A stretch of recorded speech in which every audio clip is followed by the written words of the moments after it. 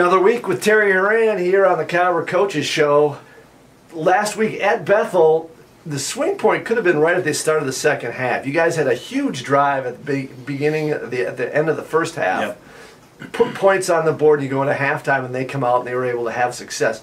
Was there anything that was tangible that you saw in that second half that they either did or you guys weren't able to do? Well, to start out with, that drive that we had right before halftime, we took about 3 minutes off the board. That's all we had really left. So, being able to score there was huge.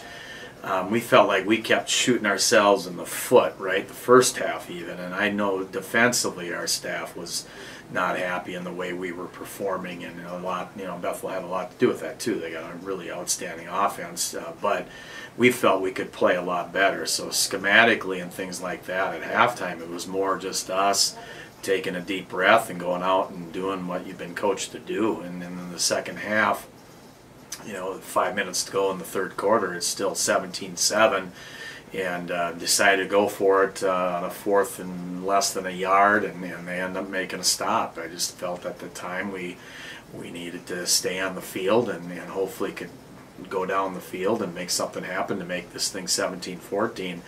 And then, from that moment on, just some things just started snowballing on us. They got some short fields, some turnovers, and really a lot of their scores in the second half were short fields. So we'd love to have that third and fourth quarter back, that's for sure. But they're a good football team, and we knew it going in. And talking to Steve Johnson afterwards, he told me he thinks it's might be one of the best teams they've ever had. So that speaks pretty highly of this group that he has. But again, we felt like we didn't play our best game, and that's something that we need to do on Saturday here as we rebound and play a really good Carleton team. So now talk about turning that page. How do you guys go from that, and then you have to face a team that's undefeated, that's putting points on the board, and it's a very senior and junior dominated team. You look at 27 of their offense, defense, and special team starters. 20 of those are either seniors or juniors. So how do you take that from what you did Saturday and then try to get it and be successful this Saturday at home? Right. Prior to Bethel, I thought we were probably playing our best football and probably playing our best football in all three phases. It wasn't our day. Okay. Well, that Bethel doesn't make or break us, right? It doesn't define who we are. So let's get back on the horse and let's go back to doing what we do and just continue to learn and grow from what we learned from Bethel and get better for Carleton. You're right, they're senior led. They're very well coached. Tom Jernell now, it's his 5th year, and a lot of these guys have played a lot for him.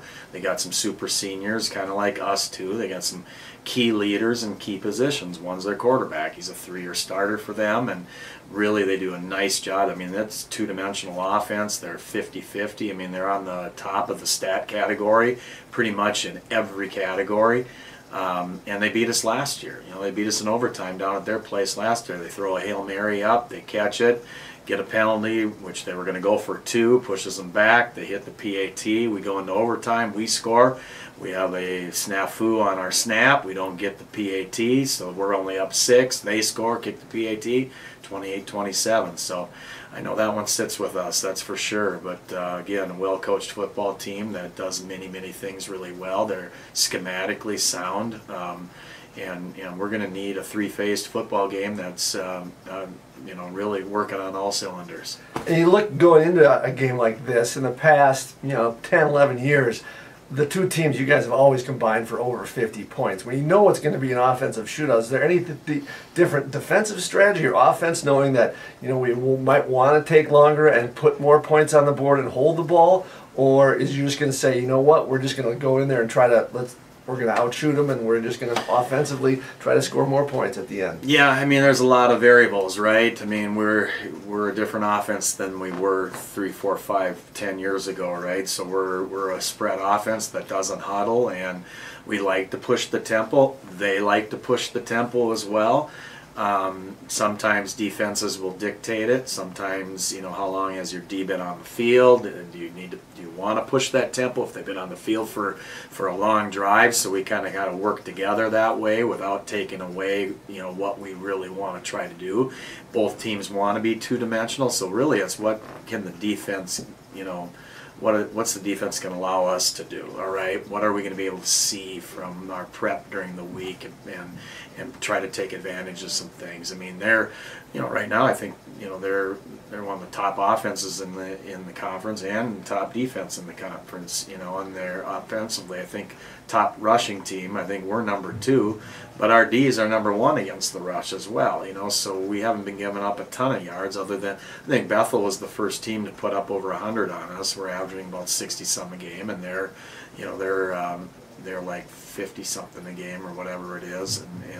But we just, it's going to come down to not turning the ball over, not making mistakes, and hopefully, special teams can play a huge role in it too. And they've got a really good kicker as well, probably one of the better ones in the league. But yeah, you got, for the most part, you got 2 teams with a lot of guys that play a lot of football the last couple of years. So we'll see what happens. It's going to be a beautiful day at the Jake, and come on out. I know it's fall break, but come on out and support the Cobbers, and hopefully you'll have a great Saturday. Good luck on Saturday. Thanks, James.